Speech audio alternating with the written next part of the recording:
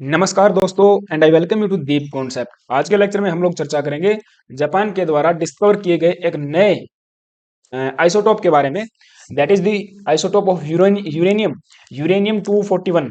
Uranium 241 की यहाँ पे डिस्कवरी की गई है that can change the nuclear physics. हम बात करेंगे कि किस प्रकार से हमारा जो बेसिक कॉन्सेप्ट है या फिर जो वर्तमान में एग्जिस्टिंग थ्योरीज हैं, जो भी कॉन्सेप्ट है to build up a nuclear weapon और द पावर प्लांट, उन चीजों को किस प्रकार से यहाँ चेंज करने की बात की जा रही है और हमारे लिए इसका क्या सिग्निफिकेंस है। ठीक है, वो सारी बातें जानेंगे जो हमारे एग्जाम परस्पेक्टिव से हमको इंपॉर्टेंट लगती हैं।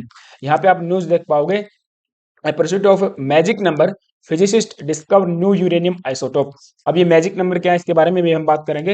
हालांकि अभी वर्तमान में जो खोजा गया है आइसोटोप यूरेनियम का, ये हो जाएगा यूरेनियम 292, दैट इज 241। ठीक है, हम बात करेंगे आइसोटोप के बारे में भी।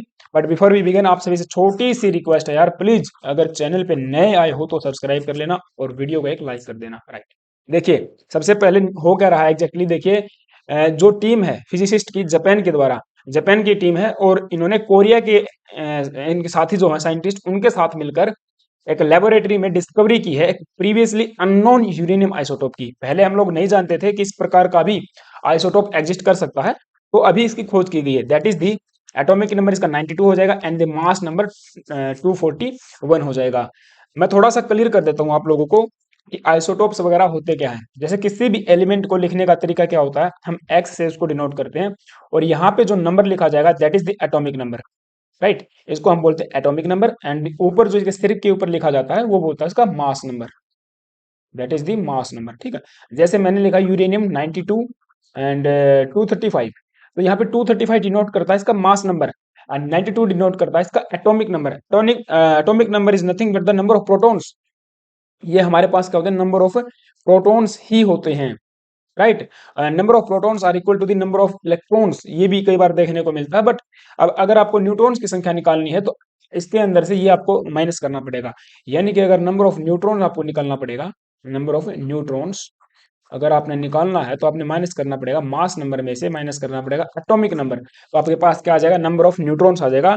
और ये मैजिक नंबर इसी चीज को बोल रहे हैं कि जैसे कि जिसके अंदर न्यूट्रॉन्स की संख्या स्टेबल हो। स्टेबल तो नहीं कहेंगे, जैसे इन्होंने कुछ नंबर्स दे रखे हैं जैसे कि 2 8 है, इसके बाद 20, हम फिजिक्स न्यूक्लियर फिजिक्स की बात कर रहे हैं, 20 के बाद 28 50 126 149, है ना। इस प्रकार से चलता जाता है। तो ये कुछ मैजिक नंबर हैं जिसके अंदर ये बताया जाता है कि कोई एलिमेंट है मान के चलिए और उसके अंदर ये वाले इतने नंबर ऑफ हमको न्यूट्रॉन्स मिलते हैं, तो वो उसको मैजिक नंबर बोलते हैं। ठीक है, और इसी की डिस्कवरी में साइंटिस्ट लगे हुए हैं। तो वर्तमान में जो हमने खोजा है उसमें अगर आप देखोगे uranium that is the 241 and 92, ये हमको मिला है। तब इसके अंदर जब आप नंबर ऑफ न्यूट्रॉन्स निकालोगे तो कितना बनता है, 241 में से माइनस करोगे, 241 में से माइनस करेंगे हम लोग 92, that is the equal to 149 something, इतना ही आता है ना। तो ये एक प्रकार से मैजिक नंबर की यहाँ पे डिस्कवरी की गई है और हैवीएस्ट एलिमेंट यहाँ पे बताया जाता है। ठीक है, अब देखिए आइसोटोप की और थोड़ी सी मैं बात करूं, आइसोटोप होते क्या है। आइसोटोप्स, आई एम श्योर कि आपने फिजिक्स के अंदर या केमिस्ट्री के अंदर आइसोटोप्स के बारे में थोड़ा बहुत पढ़ा होगा।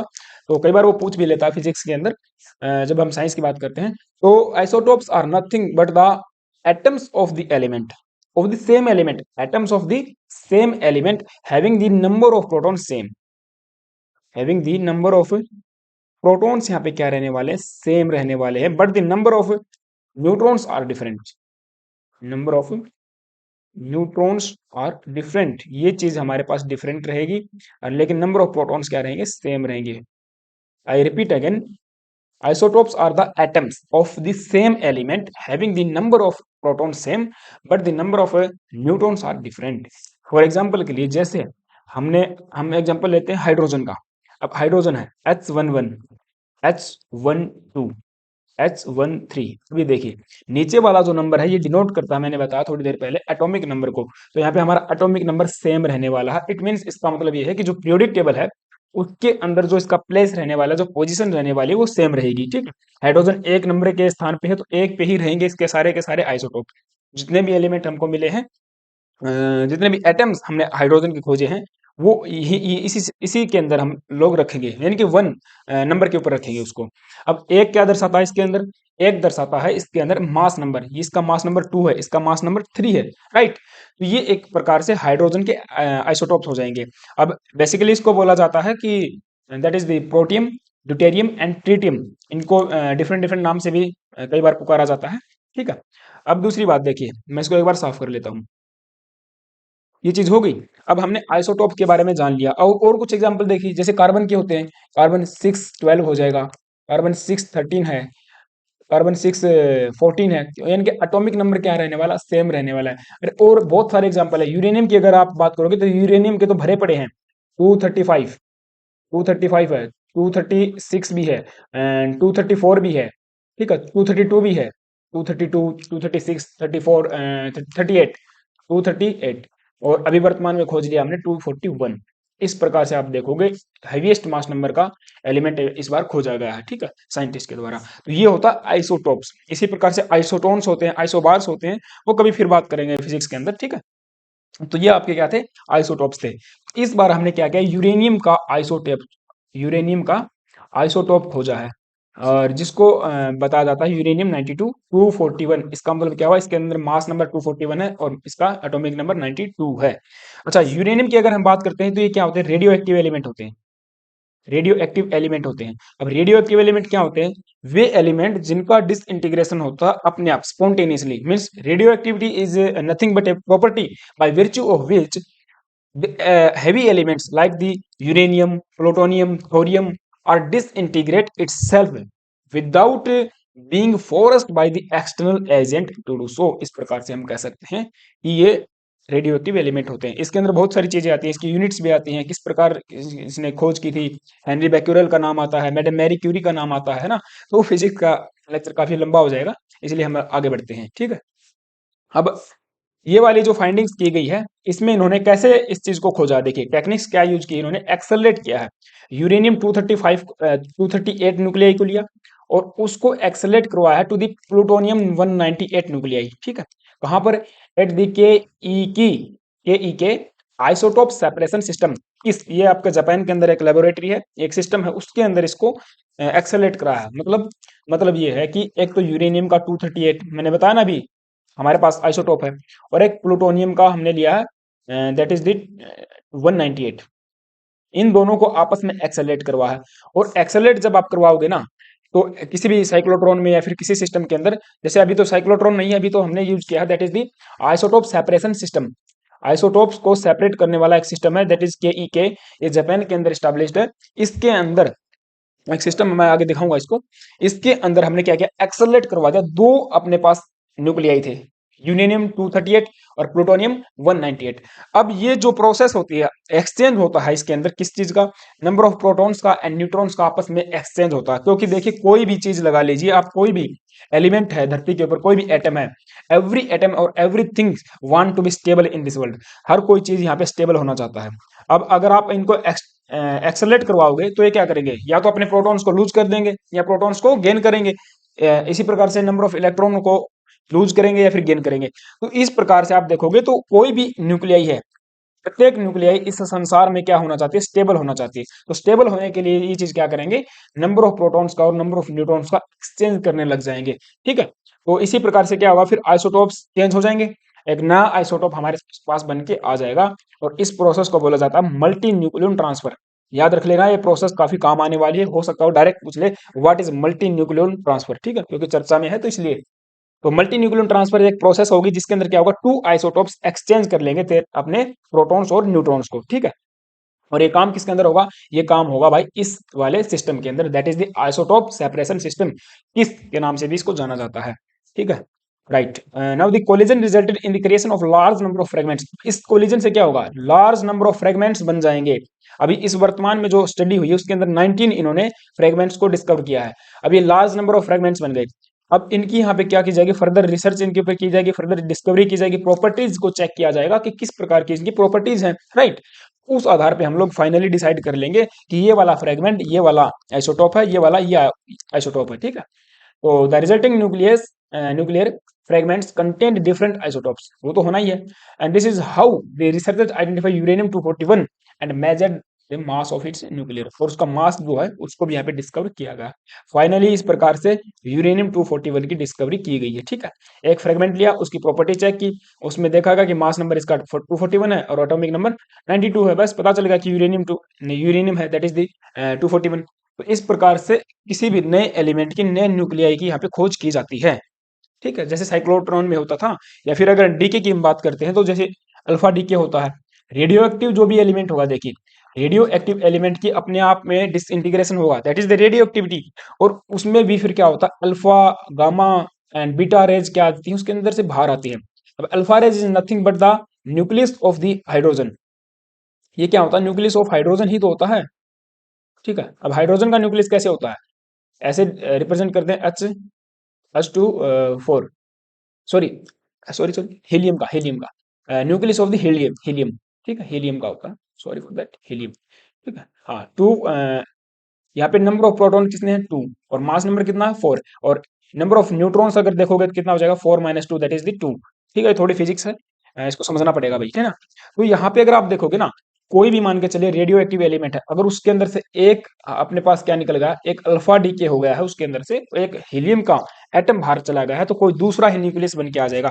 फॉर एग्जाम्पल के लिए देखिए, जैसे हमने ले लिया यूरेनियम 238 ले लेते हैं, यूरेनियम 238 यहाँ पे लिया, एंड 92। ठीक है, अब इसका हमने करवा दिया डीके। डीके कौन सा करवा, अल्फा डीके करवा है। अल्फा डीके दैट इज, इसमें से क्या होगा, हीलियम का एक एटम, या हम न्यूक्लियस हम कह सकते हैं, वो बाहर चला जाएगा। वो अब यहाँ से क्या होगा, चार, चार एटॉमिक नंबर बाहर जाएगा, तो यहाँ पे कितना बच गया, 234 बच गया। और दो यहाँ से बाहर जाएंगे तो कितने बच गए, 90। तो ये बन के आता है अपने पास थोरियम। ठीक है, टी एस थोरियम। तो यहाँ पे हमने बाहर कर दिया, एक अल्फा डी के हम बाहर कर देते हैं, ये बैलेंस हो जाएगा ये रिएक्शन। ठीक है, और कुछ एनर्जी यहाँ पे रिलीज हो जाएगी। तो इस प्रकार से आप देखोगे तो यूरेनियम से हमने क्या बना लिया, थोरियम को बना लिया, और थोरियम भी अपने आप में क्या होता है, रेडियो एक्टिव एलिमेंट होता है। ठीक है, तो ये चीज हो जाएगी, इस प्रकार से ये सारी चीजें वर्क करती हैं। अब ये इन्होंने खोज कर ली है, तो जब ये डिस्कवरी कर रहे थे, इस चीज की एक्सपेरिमेंट कर रहे थे, तो 19 हैवी आइसोटोप्स को यहाँ पे एक प्रकार से खोज किया गया था, जिनका अगर न्यूट्रॉन्स की बात करते हैं तो 143 से लेकर 150 के बीच में लाई करते हैं। तो अगर आप देखोगे तो मैजिक नंबर को ये छूते हैं। ठीक है, जो मैजिक नंबर हमने बताया था, उस चीज को भी, वो मैजिक नंबर इसके बीच में आता है ना, क्योंकि मैजिक नंबर को खोज करने की बात करते रहते हैं। Right, now each was measured using time of flight mass spectrometry. अब देखिए इनका जो मास नंबर है, या फिर हम बात करें एटॉमिक मास की बात करते हैं, उसको डिस्कवर करने के लिए एक टेक्निक यूज की जाती है, that is the time of flight mass spectrometry. ये भी टर्म याद करने वाली है, जो पीछे बताई थी मैंने वो भी याद कर लेना, that is the multi neutron fragment, multi nucleon transfer, ये वाली टर्म हमको याद करनी पड़ेगी। और दूसरा ये वाली, that is time of flight mass spectrometry. अब ये एक टेक्निक है, इससे क्या होगा, that involves determine the mass of A travelling ion. अब मान के चलिए आप एक्सेलरेट करवा रहे हो सिस्टम के अंदर, एक्सेलरेट करवा रहे हो ना, तो उसके अंदर क्या हो, जो आयंस बने हैं, जो फ्रेगमेंट बने हैं, वो तो एक्सेलरेट कर रहे हैं ना, एक्सेलरेटिंग है, ट्रेवलिंग है, ट्रेवल कर रहे हैं, तो उसका मास किस प्रकार से हम लोग डिटरमाइन करें, उसके लिए ये वाली टेक्निक यूज की जाती है, that is the time of flight mass spectrometry. उसके अंदर एक ट्रेवल करने वाले आयन का यहाँ पे मास क्या किया जाता है, मेजर किया जाता है। किस प्रकार से, by tracking the time it takes to travel a given distance. माने इसको एक गिवन डिस्टेंस में कितनी उसने डिस्टेंस को कितने टाइम में उस डिस्टेंस को उसने कवर किया है, उस चीज के आधार पे उसका मास नंबर यहाँ पे बताया जाता है। When it's initial acceleration is known, क्योंकि इनिशियल जो एक्सेलरेशन होगा वो तो हमको पता ही होगा, क्योंकि हमें पता है हमने कौन सा एलिमेंट वहां पे डाला है, यूरेनियम डाला है, प्लूटोनियम डाला है ना, तो वो चीज है। इसके आधार पे हम लोग पता कर लेते हैं कि इसका मास नंबर वर्तमान में क्या रहने वाला है। ठीक है, तो ये एक प्रकार से सिस्टम ऐसे बनाया जाता है। ठीक है, टाइम ऑफ फ्लाइट ट्यूब होती है इसके अंदर, यहाँ से और यहाँ तक पहुंचने में कितना टाइम लगता है, तो वो यहाँ पे डिटेक्ट कर लिया जाता है। ठीक है, इसी को बोलते हैं time of flight mass spectrometry. Right, now the research team noted that the most of the isotopes they measured had never been measured before। अब most of इनमें से इन्होंने बताया है कि आज से पहले हमने कभी भी इनको मेजर नहीं किया था। तो ये चीज है। अब आई एम श्योर कि आपको जो अभी तक हमने बात की है कि किस प्रकार से डिस्कवरी की गई, वो चीज समझ में आ गई होगी। राइट, अब हम बात करते हैं सिग्निफिकेंस की, तो इस चीज का इतना सिग्निफिकेंस क्यों है हमारे लिए। देखिए, ये इनके द्वारा बताया जाता है, साइंटिस्ट के द्वारा, कि जो टेक्निक इन्होंने यूज की है, ये एक पैथवे को रिप्रेजेंट करती है। आने वाले समय के अंदर हमको एक पैथवे बताती है, एक पैथवे को रिप्रेजेंट करती है, to be understand the shape of the large nuclei. जो लार्ज न्यूक्लियाई है, जैसे कि अगर आप देखोगे यूरेनियम 92 की बात करते हैं, तो एक लार्ज न्यूक्लियाई है। ठीक है, अब 241 लार्ज न्यूक्लियाई है, इसके जो शेप है, उसके जो भी प्रॉपर्टीज हैं उन चीज को समझने के लिए, अंडरस्टैंड करने के लिए हमको एक रास्ता बना के देती है ये वाली technique, and that associated with the heavy elements, right. अब ये चेंज कर सकती है, क्या चेंज कर सकती है? उस मॉडल को चेंज करती है जो हम लोग वर्तमान में यूज करते हैं न्यूक्लियर वेपन बनाने के लिए, न्यूक्लियर पावर प्लांट्स में जिसका यूज करते हैं, या फिर जो थ्योरीज हैं जो डिस्क्राइब करती हैं behaviour of the exploding stars, जो बड़े बड़े हैवी स्टार्स होते हैं उनमें उनका भी जब एक्सप्लोजन होता है तब उसके अंदर से भी बहुत सारे रेडियो एक्टिव एलिमेंट्स निकलते हैं, बहुत सारे हैवी, हम कह सकते हैं कि न्यूक्लियर निवास निकलते हैं। तो उन चीज को समझने के लिए जो वर्तमान में हमारी थ्योरी है उसको भी एक प्रकार से चेंज यहाँ पे किया जा सकता है, ये बात इनके द्वारा बताई गई है, ठीक है। ये बात हो जाएगी। अब यूरेनियम एलिमेंट की अगर हम बात करें तो देखिए इसका 92 क्या रहने वाला एटॉमिक नंबर। इसका मतलब क्या है कि पीरियोडिक टेबल में इसका स्थान आपको कहां पे मिलेगा? 92 नंबर पे मिलेगा। और ये कौन सी सीरीज के अंदर आता है? एक्टिनोइड्स। आई एम श्योर कि आपको एक्टिनोइड्स, लेंथेनोइड्स इन सब के बारे में थोड़ा बहुत पता होगा, है ना? Group D, group A, group S, ठीक है। तो ये चीज है। तो यूरेनियम जो आपका यू से इसको रिप्रेजेंट किया जाता है, मैंने बताया रेडियो एक्टिव केमिकल एलिमेंट है और एक्टिनाइड्स सीरीज के अंदर बिलोंग करता है, जिसका एटॉमिक नंबर 92 रहने वाला है।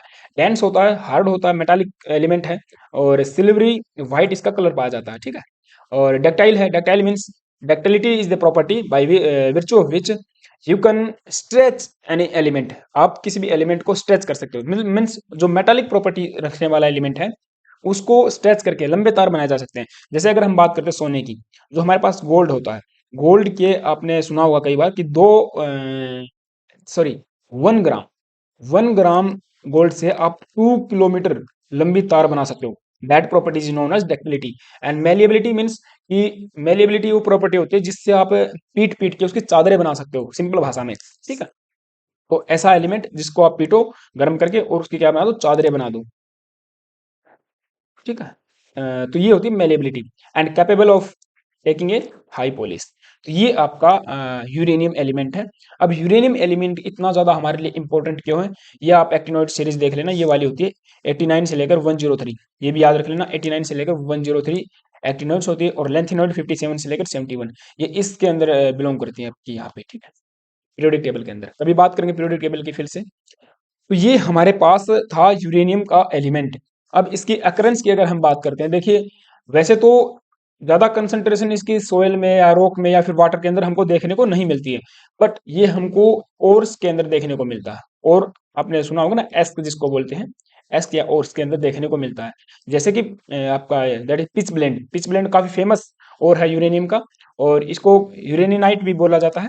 बर्नेराइट हो जाएगा और कार्नोटाइट हो जाएगा, ये कुछ 3-4 इसके ओर्स हो जाएंगे जहां पर हमको इसकी काफी मात्रा में देखने को मिलती है, जिसको कॉमर्शियली एक्सट्रैक्ट किया जाता है, ठीक है, by the uranium bearing minerals. इनको एक्सट्रैक्ट किया जाता है, नेचुरली ऐसे नहीं पाए जाते, खुले हवा में नहीं मिलेंगे आपको, ठीक है, क्योंकि बाउंड मिलेंगे ना। अब क्यों बाउंड मिलेंगे? क्योंकि यार रेडियो एक्टिव एलिमेंट है, और खुले ऐसे ही नेचुरली मिलेंगे तो फिर तो क्या हो जाएगा? इनका डीके हो जाएगा। ये बात है ना। और जैसे कि जो फॉस्फेट रॉक होती है उसके अंदर भी पाए जाते हैं, या फिर मोनाजाइट जो सैंड होती है वहां पर भी पाए जाते हैं। हमारे भारत के अंदर सबसे ज्यादा मोनाजाइट रेट जो सैंड है वो कहाँ पे पाए जाते हैं? केरला के कोस्ट में पाई जाती है। तो सबसे ज्यादा मोनाजाइट सैंड के अंदर भी इनको, इनकी जो कंसेंट्रेशन है देखने को मिलती है यूरेनियम की, और हमारे केरल के अंदर सबसे ज्यादा ये मिलता है, ठीक है। ये बात हो जाएगी। और इसके साथ साथ बिहार के कोस्ट में, बिहार में भी मिलता है, और ईस्टर्न और जो हमारा वेस्टर्न कोस्ट है यहाँ पर भी जो मोनाजाइट सैंड मिलती है ना उसके अंदर आपको देखने को मिलेगा, और कुछ थोड़ा बहुत बिहार में भी मिलेगा।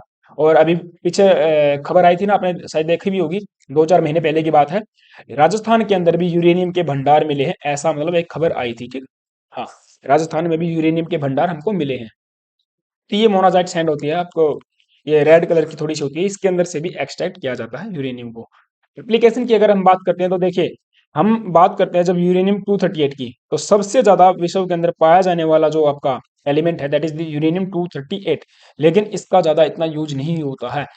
सबसे ज्यादा यूज होने वाला होता है यूरेनियम 235, ये वाला यूरेनियम 235 1% पाया जाता है, लेकिन सबसे ज्यादा इसका यूज किया जाता है। क्यों? इसका यूज हम लोग करते हैं न्यूक्लियर वेपन बनाने के अंदर भी, और न्यूक्लियर पावर प्लांट्स के अंदर सबसे ज्यादा इसका यूज किया जाता है, क्योंकि फिजिबल है, फिजिबल फ्यूल के रूप में हम इसका यूज करते हैं, ठीक है। और साथ में और क्या बता सकते हैं इसमें? बस यही है, न्यूक्लियर रिएक्टर में इसका यूज किया जाएगा, क्योंकि जो यूरेनियम 235 है ये फिजनेबल फ्यूल होता है, इसका फिजन जल्दी हो जाता है, ठीक है। क्योंकि फिजन आपको पता है एक प्रोसेस होती है डीके के दौरान, इस प्रोसेस में हम इसका यूज करते हैं, that is the in the nuclear power plants. तो ये चीज हो जाएगी, यूनिक प्रॉपर्टी होती है इसकी वैसे तो।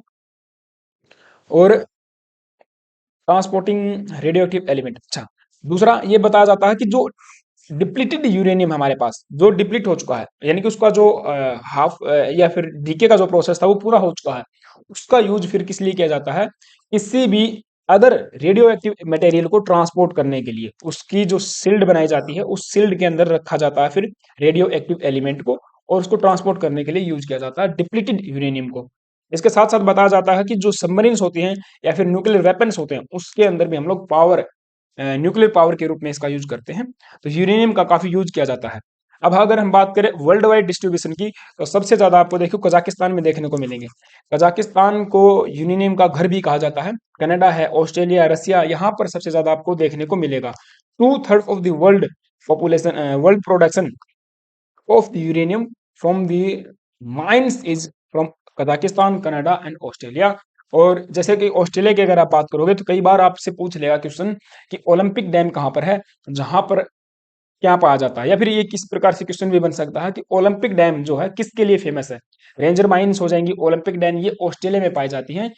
And these are famous for the uranium, uranium के लिए फेमस होने वाली है। और जैसे कि